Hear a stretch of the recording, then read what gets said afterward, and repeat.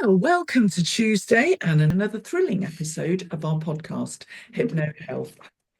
This time we're covering all things Christmas. So there are many, Word. definitely the C word. So hello. So first of all, Rachel, how's your week been? Good. Busy, doing lots of things, working on our online courses that we're creating, working on our social media stuff, our strategy, learning all of that. So we're really having a real-time apprenticeship in content creation. So if anyone's got any feedback, keep it kind, or any tips for how we can improve all our socials content, then please let us know. But apart from that, my week's going well. I haven't got anything particularly strange or startling to report. We've got the heating on now because the weather, the temperatures suddenly dropped. We've gone from mild to holy hell, it's freezing. Same here. I turned the heating on yesterday and it stayed on. That's good. It's quite nice to be like that for a change. I agree. It is. It's lovely. No, I've just been usual stuff, really. I made a Christmas cake. I did do that. So I made a Christmas cake, and that's the only thing I've done towards Christmas. Oh, I tell you what I did do at the weekend. I made some homemade cranberry sauce. Oh, very nice. It's ridiculously simple, but it's delicious. Oh, good. Nice. That sounds good. The only thing I've done towards Christmas was a couple of weeks ago. I made sloe gin. Did you, by Jove? Yes. So you'll be getting a little bottle of that for Oh, Christmas. very nice. Yes, but because Wendy, my lovely neighbour next door, said, "Oh my God, there's sloes out," because normally sloes are end of October. And they were perfect first week in November, because obviously we've had such mild weather and stuff. So I went out and grabbed them quick out of the field before the horses got hold of them. And they were trying to mug me for my sloes in my bucket as I walked back up through the field. Horses eat slows. Well, that's it then. So regarding all things Christmas, I guess we're going to talk about a whole bunch of things that crop up for people around Christmas time, because I suppose we fall into a couple of categories. We either love it or we're not so keen on it, and there's a bunch of reasons, but it brings up so much. Is there anything that it brings up for you in particular? I love Christmas because, with the husband and I both being self-employed, once you get all the Christmas rushy stuff out of the way, it's nice to actually have downtime, because the world, well, the country grinds to a halt, doesn't it? Sort of between Christmas and New Year. So you actually get some time off without lots of email inquiries and all that kind of stuff coming through. It's quite nice to have a bit of downtime. So I enjoy it for that. And because with our Christmas, we make a conscious effort to kind of do as little as possible, rather than rushing around doing lots of forced, jolly activities and all the pressure that a lot of people feel that they put themselves under Christmas. We just don't do that. We have low-key Christmas, and we're at home. And try and keep it nice and simple and nice and easy. So I'm looking forward to that this year. I don't do anything for Christmas until the 1st of December. I absolutely refuse. I buy a advent calendar. I just don't do anything before December, because I just think it's wrong that it's all in the shops since August and whatever, hasn't it? And that drives me mad. There's Christmas songs on the radio already. And you just think it's November. I do it 1st of December, fine. Into it. Tony likes to eat a mince pie as soon as December hits and all that kind of stuff. But before then, I'm like, no. I have to say, at the weekend, I did do some online Christmas shopping just to be a little bit organized before it all sells out as well. And deliveries get lost and sort of messed up because it's starting already, isn't it? Yeah, and getting a mad panic, don't you, about ridiculous pressure and stress to get a gift for somebody and the post, and the whole thing. I just find the whole thing a little bit mad, and I find it a little bit grotesque with all that capitalism and shopping and thousands of gifts and presents, and to save up for Christmas or skinting themselves out for Christmas and stuff, because it's not what it's about, I think, personally. There's so many things around it that Christmas brings up for people, whether you love it or not so keen on it. The family dynamics, for a start. There's possible family dynamics with people. I heard someone the other day, actually. Strangely, I went into a shop, and I don't know how I get chatting to a sales assistant about things like this, but she was saying that she's at home alone for Christmas. How that topic arose, I do not know. But she said she's perfectly happy with it. She said, I feel absolutely fine about being at home on my own on Christmas Day. Yeah.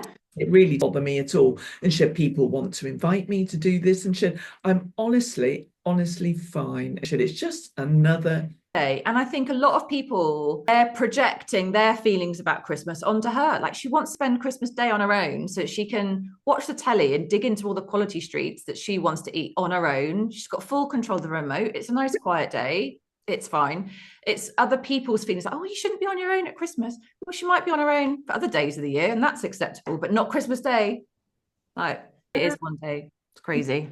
It's really interesting. And that might not be the case for everybody. Some people are super lonely and need company around them. This lady was obviously quite happy in her own company and watching dribble on the telly. Yeah. And so I think if you don't want to be on your own on Christmas Day as well, you don't have to be. There are lots of places that you can go on Christmas Day, and you can volunteer in places and do all sorts of things as well. And Christmas is a very polarizing time of year, isn't it? Because funnily enough, I was chatting to Claire, the lady that runs the placement that I do, and I just asked what the opening hours were over the Christmas period, just so that I could organise my diary. I'm around, so I don't mind. And she was like, oh, you know, we are open all over. It is a difficult time for people, and we do get some people getting in touch. So you literally have like Christmas Day, Boxing Day, and then you're back on it. And I think it is sort of manning the phone line on Christmas Day as well, just in case somebody rings, which is sweet. I think that's nice. I think that's really important because crisis doesn't happen 9 to 5, Monday to Friday. Oh, exactly. It's a 24/7, 365. Sorry. When I was away, a lady on the retreat saying that she was going to be on her own for Christmas Day, which she didn't have a problem with, but she was saying that she was going to go and volunteer at Christmas Day with the homeless people doing their Christmas lunch, which I think is very admirable. However, there are another 364 days of the year. And actually, a lot of these places, they have a lot of requests for volunteers on Christmas Day.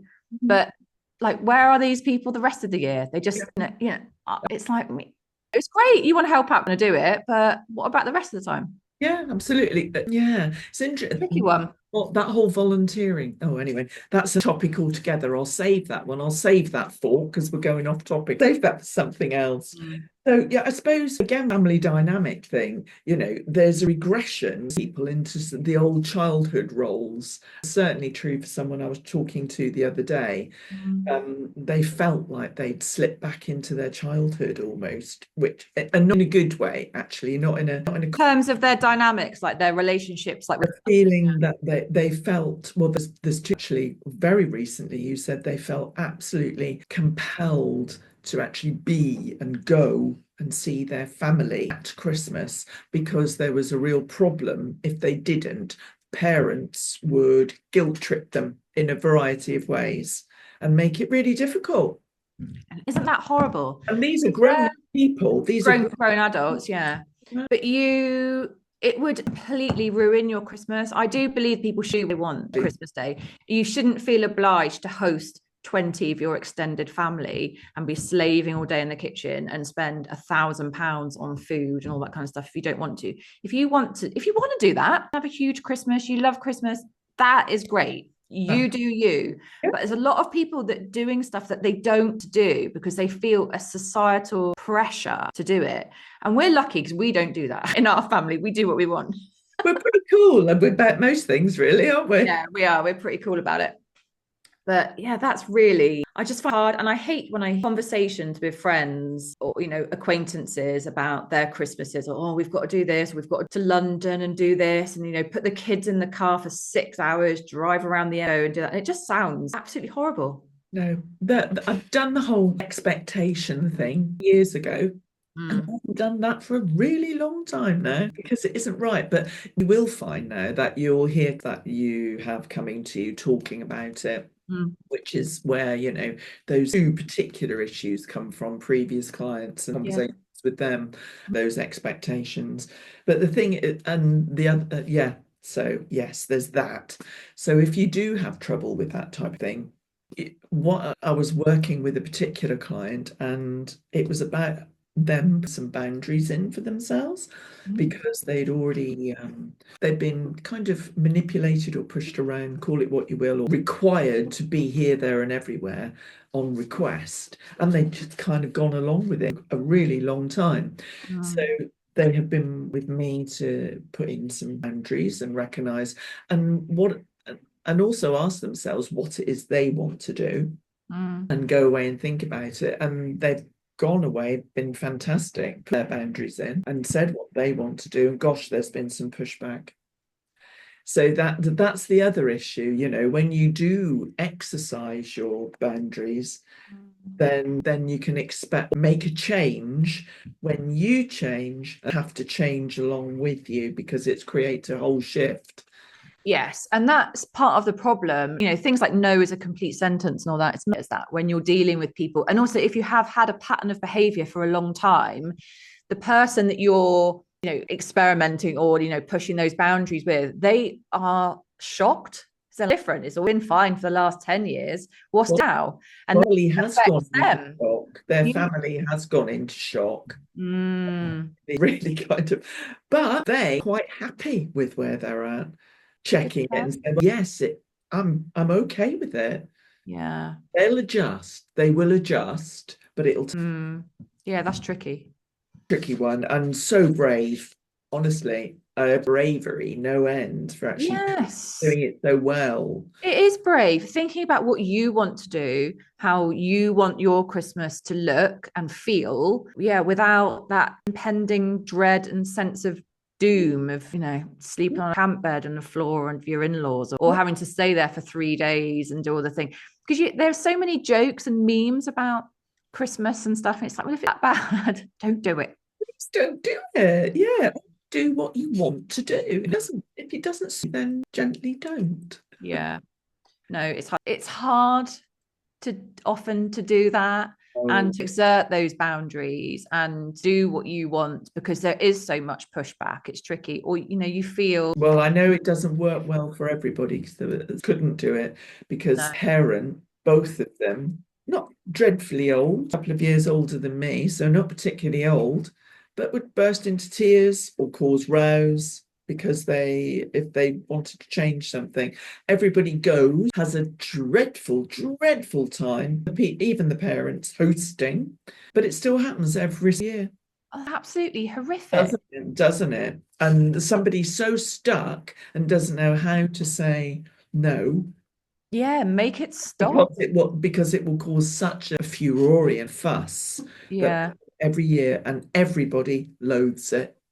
That just sounds horrible. All siblings hate it and they all end up fighting and everybody walks away feeling miserable. So there's a real drama triangle dynamic going on. Oh yeah, we love a bit of drama triangle. Oh, that's what that's about. And every time everybody falls for it because they're blackmailed into doing it. Fundamentally, emotional blackmail. How sad. I know, very sad, but still. Poor people. So I guess, there's that bit. I suppose the other one is loneliness and isolation. Yeah. Some people do feel lonely and do feel isolated at Christmas. Yes, it's perceived in the media, on TV, on social media as a happy, wonderful family time, and everyone gets together and everything's brilliant. Everyone hates each other the rest of the year, and there's all the diversity and the arguments and this and the other, but not for that one day. It must be peace. And you think, it's a bit hypocritical, isn't it? Oh, it's nonsense, but there we go. So it's that social comparison. It's that whole compare and despair. They're having a marvelous time and I'm newly single. Well, I don't mean to down it on that, but always feel it more, or you having a fabulous time.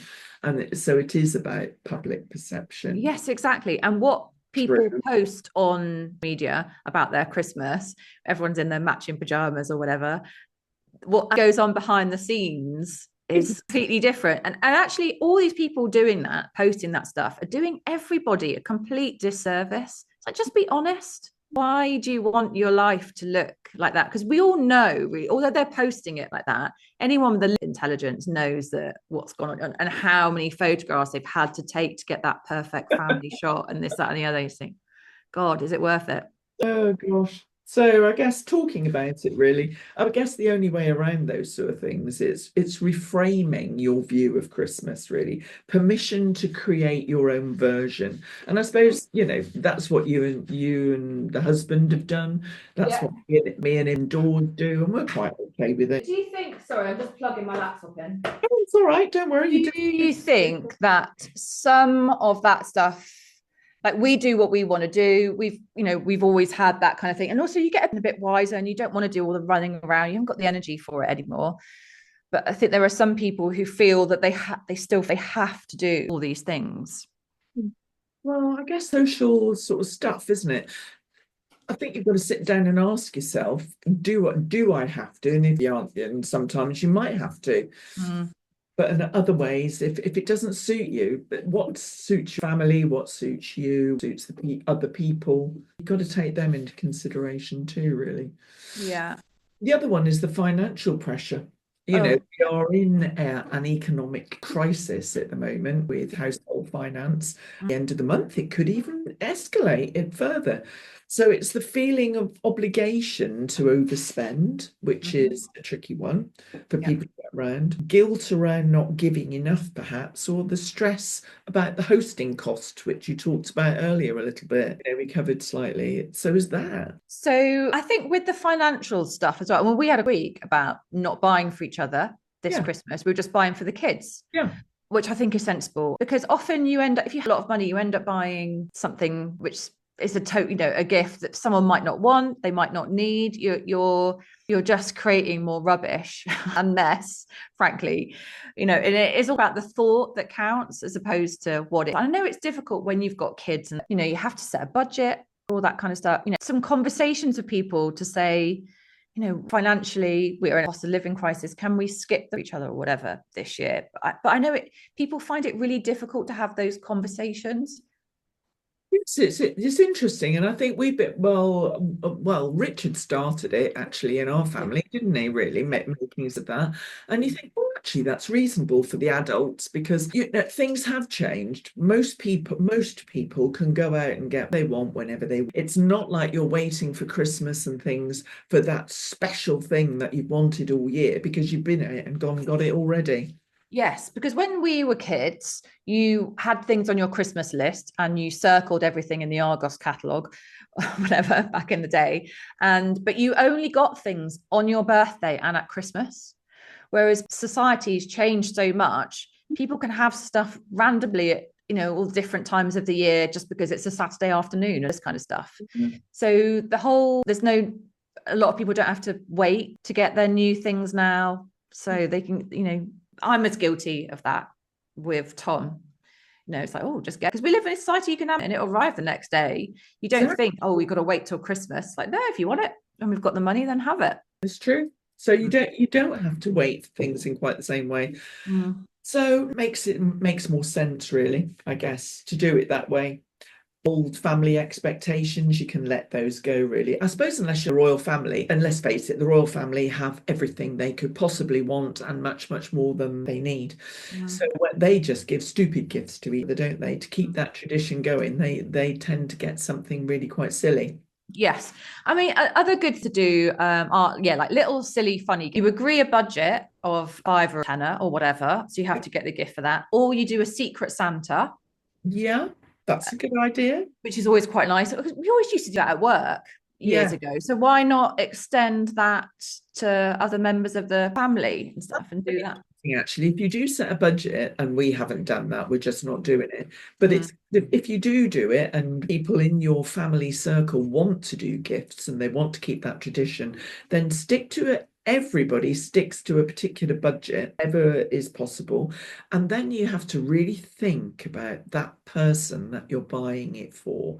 You're not just throwing money at the problem. Yeah, just buying random stuff or going to Boots and get 3 for 2 and giving someone shower gel or a gift set that they don't need. We've got everything we could possibly need, really, haven't we? Even that even happens, I think, to what was that? Who's reading? Who's the Peter Crouch, the very tall football. Yeah. He's owned actually buying Abby, his lovely wife, Abby Clancy. Nonsense. He bought her for 3 Christmases on the road, on the trot, the same jacket, but in a different colour. Just throws money at the problem. Complete lack of thought, though, which is the whole point. Totally. So yeah, anyway. Let me see. What else? What other topics? Gifting experiences or time is a good thing as well, I I think. think time is really important. You can feel that more as you get older, I think, the gift. Yeah. And I think we looking at saying, okay, let's not buy gift, let's buy each other, a joint gift. We'll get a night away in an Airbnb or something like that. It doesn't have to be stuff. No, it have to be stuff. experiences, things. Yeah. I think people are starting to value things like that much more, aren't Yeah. There does seem to be a shift going, they call them old fashioned values, but traditional values. And I think maybe the days of excessive consumerism are coming to an end. And there's a lot of make, do, and mend, and handmade gifts and things that you've made and stuff like that. And that is what Christmas and family, that should be about, not who's bought the most expensive thing. No, exactly. No, I agree. Things that have taken a bit more effort and thought, as long as the person on the other end of that gift appreciates that. Not everybody does. I love things like that. I think that's really lovely. Yeah, me too. And but I don't think everybody appreciates that type of thing yet. Same time, if you're someone you love Christmas and you want to do the whole, and you've got unlimited amounts of funds to buy everyone whatever they want, that is also fantastic, as long as that's okay with everyone else. You don't want to be putting anybody in an uncomfortable position.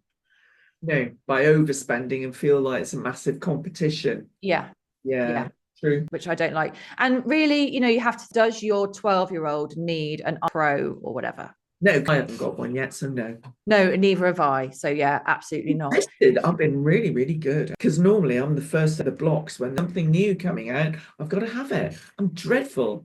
I'm a terrible magpie for things like that. Yeah. I'm very, very good.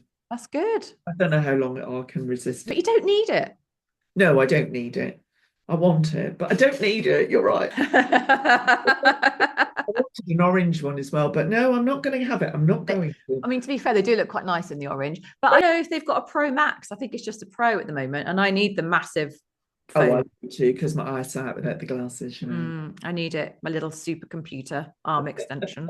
Okay, so what else we got? We've got we've got the stress, burnout, and emotional overload, and too many commitments. You covered it earlier. Listen to someone today, actually. Again, I think it's somebody I've been working with. The commitments they've got every single night with a few weeks, they've got something going on leading up to Christmas night. You're exhausted by the time you actually get to Christmas. Golly, I admire it. I admire the energy levels, and I'd love to know what they're on in order to do that. I know, but also, what are they doing? Gosh, I know. There we go. How the other half live. There's all of that sort of stuff. You can be a lack of rest and routine disruption. So if your routine is disrupted, sleep's going to be an issue, so on and so forth. Your diet's out the window. Everything feels a bit out of whack, actually. And I think people need to know that it is okay to say no to some of these things. I don't feel that you have to go to everything. Try and conserve some of your energy and enjoy it and relax. Know your limits, isn't it, really? But then there's a whole bunch of relationship issues that Christmas or anything throws up. Yes. Feeling insecure in a relationship, increased arguments with partners about all of the things we've talked about, triggering family patterns, and the to be happy. Yeah. Sorry, apologies, but there isn't a pressure to be happy and jolly. Happy and jolly, enforced jollity.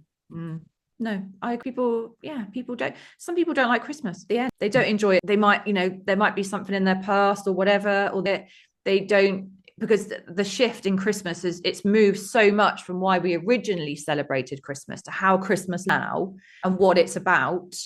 A lot of people don't even know what Christmas is really about. It's about, it's about presents. No, it's not. But yeah, and all that kind of no. It's not about that. What is it about again? Baby Jesus. Jesus. Yeah. So there's all those heightened expectations, but being together with your family and difficult surroundings. And if you're in a bit like lockdown, about kind of everybody felt on top of one another, how you live. You've got a couple of kids and you live in somewhere in the middle of London, then it's a very different kettle of fish to if you've got, if you're living on a royal estate somewhere, isn't it? And we know that the rate of separation and people ringing solicitors about divorces goes absolutely through the roof in January, because a lot of people have put a timeline on it. Like, say you're married, you've got kids, but you've done everything, you want to leave your marriage. You're not going to leave over Christmas, are you? You're going to wait till after Christmas. Even if you're going to have a really miserable Christmas, because you know that you're going to be going afterwards. So you try to do the right thing. But that's really difficult. You really got to kind of down any feelings about stuff. It's hard for people. Tough. So again, about agreeing to avoid that, agreeing expectations in advance. Have repair conversations. They're quite tricky. They can only have a repair conversation with somebody who wants to repair something. How can someone do that? Have a repair conversation? Yeah. How do you set the scene for someone to go about doing that? Well, I think you have to have a partner or a relationship where the other person is willing to as well. Because not everybody wants to get into those conversations. A lot of people sweep things under the carpet and pretend we don't want the difficult conversation because that's triggering in and of it. So if you're with someone like that, then that's never going to happen. But if you have got someone that's willing to sit down and have that conversation, how would somebody approach that?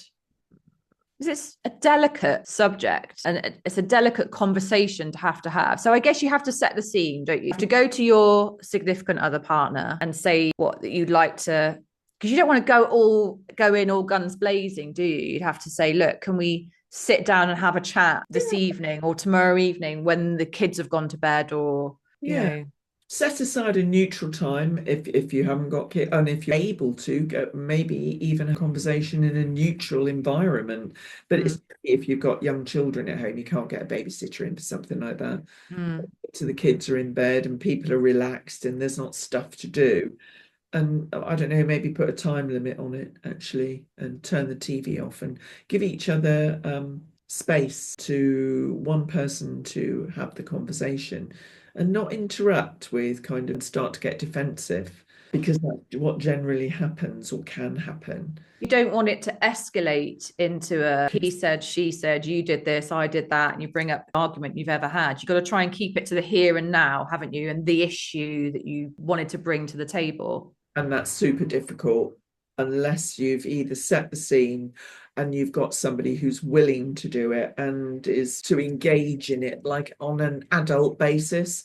That brings in transactional analysis, doesn't it, really? So it's got one which I love, and that has to be sort of agreed on an to adult, which is why a therapist comes in handy, or you may even need a therapist as a mediator in the first instance to keep people on the adult to adult conversation if you can't do it home and if it's too difficult to do. Yes. So what do we mean? So we know TA is transactional analysis. For someone is listening or watching on YouTube or whatever, and they don't know what that is, Google it. How do you do a little explanation? Because somebody going, what? Staying out? Well, of course I'm an adult. Some people don't realize that they might be in their child or their parent. I'm not sure how to do that off the bat. Maybe we ought to save that and do it really. Yeah. As we're talking about Christmas, we're going off topic, but we have given ourselves another heading. Yes. Describe it because it's fascinating. I'll write that down. Yes. Do. So it's transactional analysis, communication styles, isn't it? Oh, definitely, which leads into the drama which we talked about briefly on as well. Yeah. And we about. So that deserves, because it's such a brilliant thing. Yeah. That deserves actually. You're right with that. Yeah, that's fine. That down. But it's just helpful, isn't it? If people be having conversations with their significant others, because we all get into patterns of behavior and communication which aren't necessarily healthy, but we revert to that type. And it is important to not be a victim or a punisher or a rescuer, and really think about how, your communication, think of it, I don't know, a bit like a transaction, and how you're doing it. And if you stay that person, you've got to keep staying an adult. That other person is then forced to stay into adult. They can't. We hope so. They don't always. Hope so, yeah. They don't always. For example, just briefly, you and I are talking now. I'm my daughter, so it is parent-child. Yeah. But we're talking adult to adult. Yeah. In our adult mindset, communicating like an adult, listening, responding. Yeah. Whereas so many parents, for example, your client parents are speaking to them and, well, you need to do this because this is what we do. And then that other adult who is their child goes into child mode, and then very difficult. So this person, your client, the child, has to stay in adult and respectful, not get emotional and cry and react like a child. They have to. It is actually really hard to explain, isn't it? Stay in adult, in like a professional mode, like you would if you were communicating with somebody. Be rational, keep to your point. Don't take the things personally and like lose your shit and tantrum, basically. Where my other person, who's actually placed some boundaries that we discussed earlier briefly, they have done it well at staying in their adult, where other people were losing the plot, staying with adult, and they haven't been inviting them in, but they haven't joined them yet. Yeah. But fair play, so it takes strength. Anywho, okay, so we'll do an episode on TA then, and you can clipboard in. And my clipboard? You mean my flip chart? Your whiteboard, your flip, yes. And we'll do the okay. What else are we talking about here? So what can people do to ease their stress over Christmas then? How can they make their Christmas as enjoyable as possible? Decide what it is they want to do. Yeah. Negotiate. Delegate if that's possible. Don't take, if you host something, then you don't making everything and doing all of it unless you're a crazy control person, but invite other people to do a suspect. Somebody so like bring a dish. Definitely. Somebody can be responsible for starters. Somebody can be responsible for decorations or table decorations. Somebody else can be responsible for cooking something, or all of those type of things, whatever's possible. So make it rather than one person running around getting frazzled and getting stroppy with it, actually, which doesn't help. No, because everybody should enjoy their Christmas as much as and I don't want to say that it's often the women that take on a lot of the responsibility, but it is traditionally a lot of the women that take on the responsibility of Christmas. So you need to bring your other people in your network in to help you do stuff. Because what we don't want at the end of the day is a poor lady standing in the kitchen with the smell of the kitchen. That's horrible as well. Crying your eyes out. Yeah, exactly. Some burnt turkey. That defeats the object of what it's about. And who cares if it's burnt? Honestly, when Kev's son popped up the other week, he said, "Did we have strange Christmases?" I'm alluding to the one where you get so pissed when you're Christmas dinner. Those ones. I enjoyed a couple of cherries, and I cooked the lunch, but then sort of slithered gracefully down the kitchen wall. Put to rest for a moment or two. Yeah, that is a family tradition that I have been very happy to say that I have kept that going. Yes. Yeah, because I find I don't get so pissed that I can't enjoy my Christmas, but I do like to have a couple of crofts or three while I'm cooking it, because then you don't care so much about everything being perfect and getting it on the table. And the in joke in our house is which thing that I've forgotten to put on the table. So something. So there'll be like the bread sauce has been left in the microwave, or forget one of the vegetable plates, because I'm just like, everyone's like slamming it on the table because we don't eat till like 3:30. So yeah, I like to have a drink because I don't so much eat. So that's definitely one of the Christmases that go down in living memory. You're reminded of, but there we go. And the other one was when the oven on Christmas Day decided not to work. So it's a really quite an intriguing one with a microwave, but there we go. We all survived and it was fine. And it is only a day. You remember those weird ones or the funny ones or silly things, and more than the ones that went quite well. Yes. It's what went wrong. Talking about the one where we all went round to yours when you were in the 2-bedroom house. Oh my God, yeah. Remembered with affection. Yeah. Because God, it was mad. And it was funny. It was sales topic. Yes. Okay. So I think we've pretty much covered Christmas anxiety, Christmas stress. there's a more, but there are many other topics on that we haven't covered. So one in to go with another one on the lead up to Christmas. Yes, that's a good idea in that rush up to it, and practical things that people can do in the Christmas chaos about taking a bit of time out, doing a bit of breath work, doing some exercises, going out for a walk, not losing their shiz. You can bring that. Yeah, we'll do that. So we could do that next time. Yeah. Then we'll talk about Christmas generally, what people can do to make it a bit easier. Yeah. And next time we'll do the practical side of it. Just write that down so I forget. Okay. Well, fundamentally, the message is have a decent one, whatever your idea of Christmas is. Exactly. Do it your way.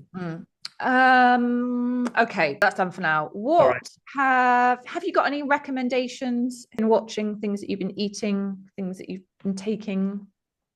Things I've been taking. That sounds interesting. I haven't taken anything after that. Let me see. Watching. What have I been watching? Golly. People have been talking about Riot Women. Have you watched it? Yeah.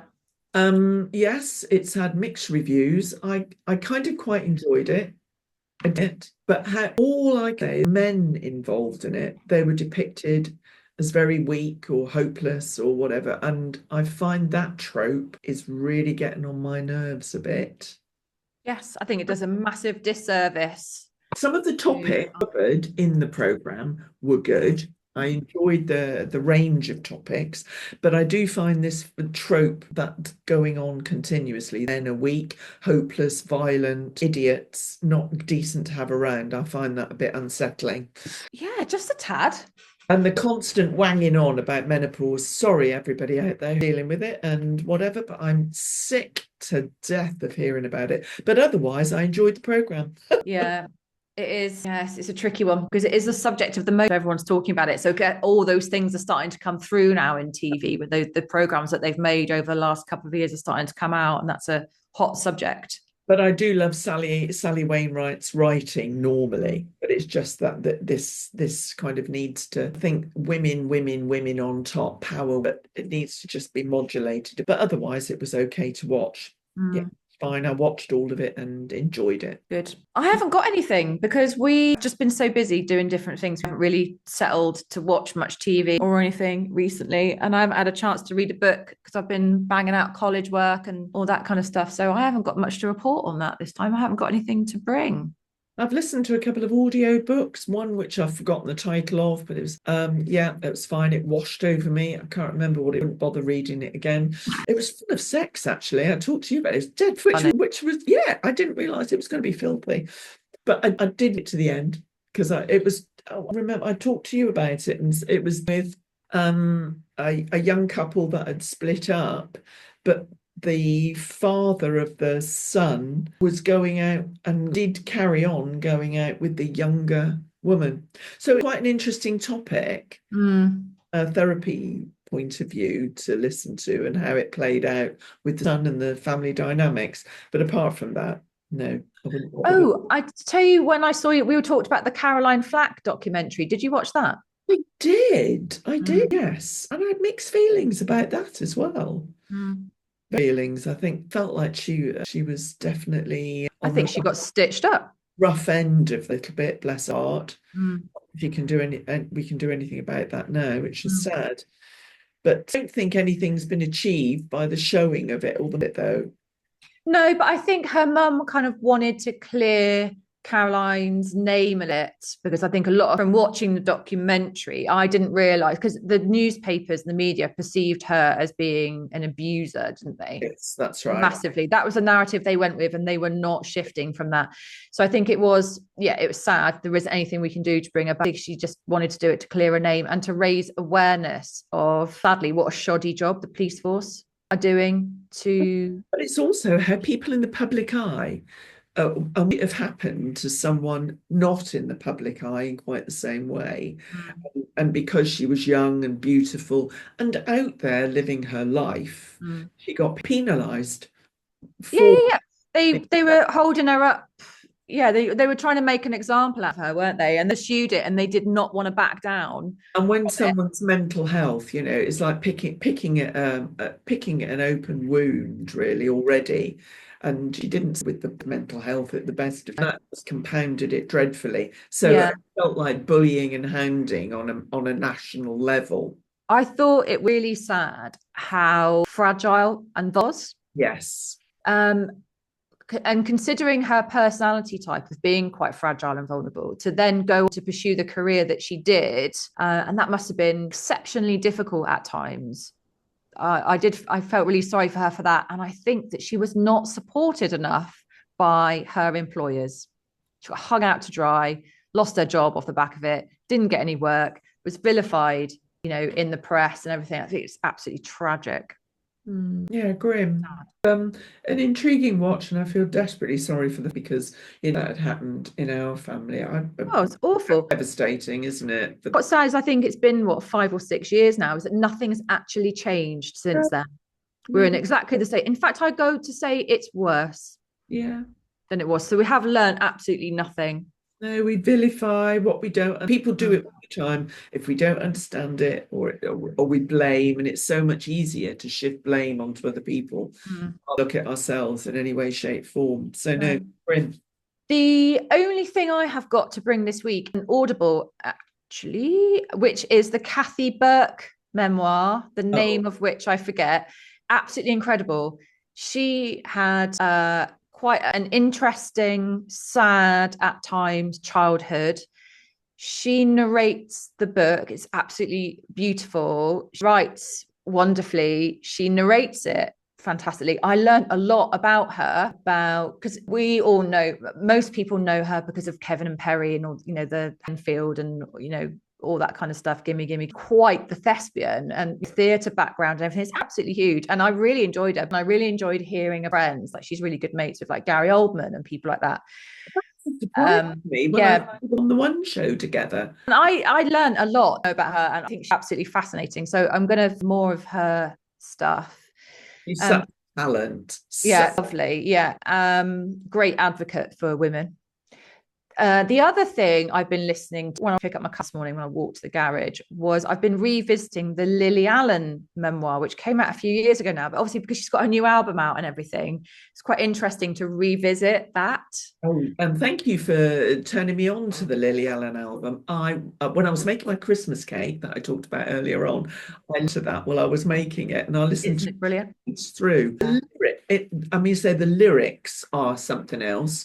But musically it's beautiful. It's lovely on every level. Really good. Yeah, I love that album. I've listened to it on loop for the last I know all the words. No, I can't claim to that, but I've very much enjoyed it. So thanks for that. It is, it's good. It's great. Right. I think we'll leave that on a nice high note. That'll do from me. So I'll see you next time.